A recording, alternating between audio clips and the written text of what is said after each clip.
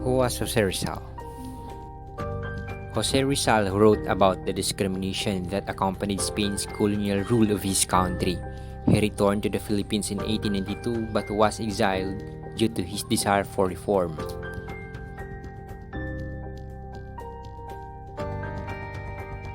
Rizal had been very vocal against the Spanish government, but in a peaceful and progressive manner.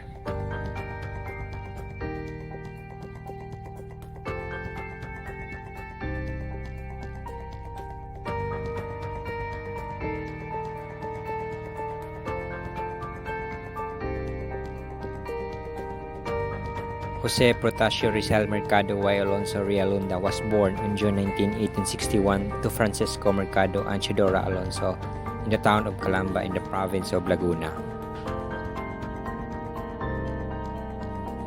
At the early age of 3, the future political leader had already learned the English alphabet, and by the age of 5, Jose could already read and write.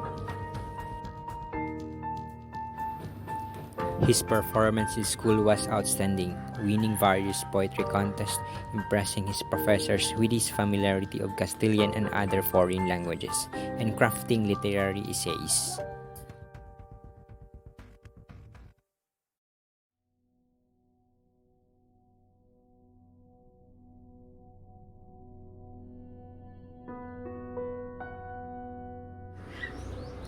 While he originally obtained a land surveyor and assessor's degree in Ateneo, Rizal also took up a preparatory course on the law at the University of Santo Tomas.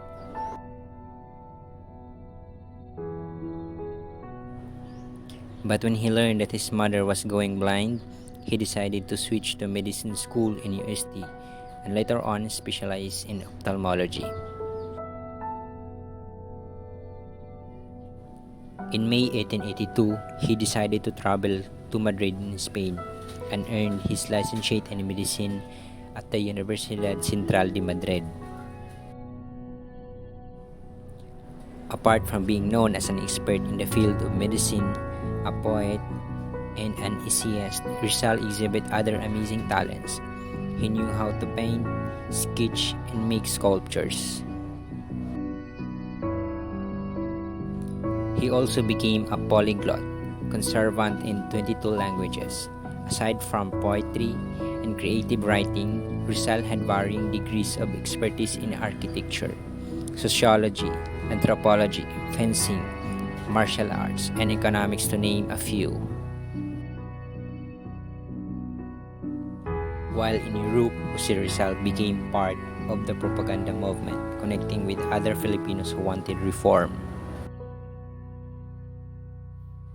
Also, he wrote his first novel, Noli Me Tangere, Touch Me Not, The Social Cancer, a work that detailed the dark aspects of Spain's colonial rule in the Philippines. Upon his return to the Philippines, Rizal formed a progressive organization called La Liga Filipina. This civic movement advocated social reforms through legal means.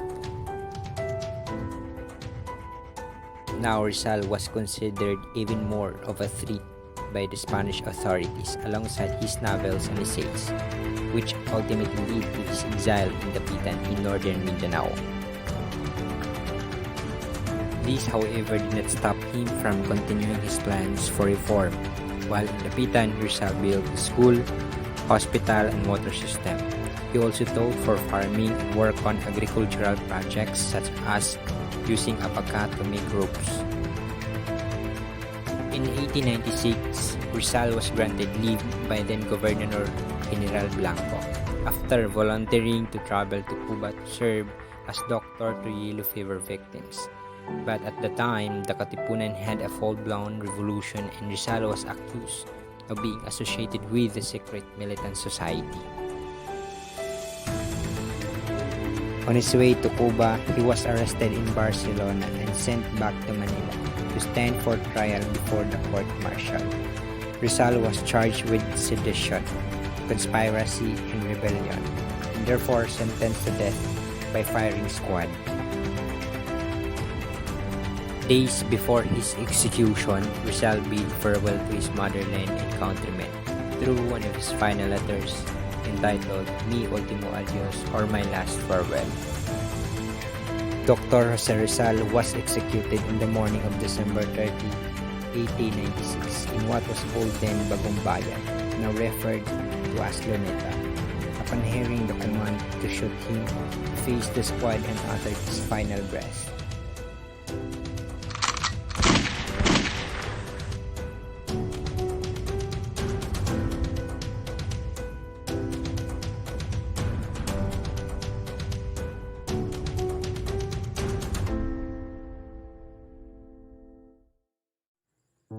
Today, Dr. Rizal's brilliance, compassion, courage, and patriotism are greatly remembered and recognized by the Filipino people.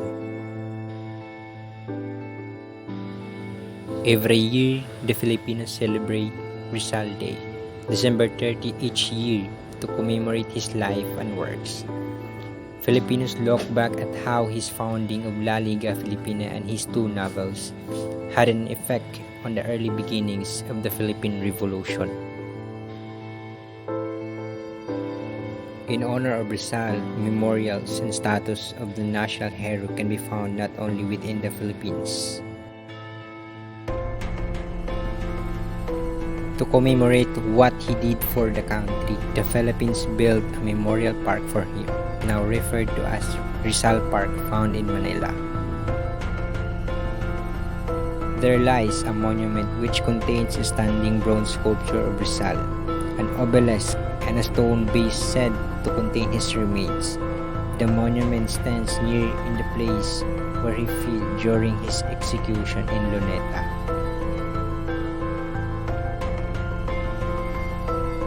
Rizal remains a nationalist icon in the Philippines for helping the country take its first step toward independence.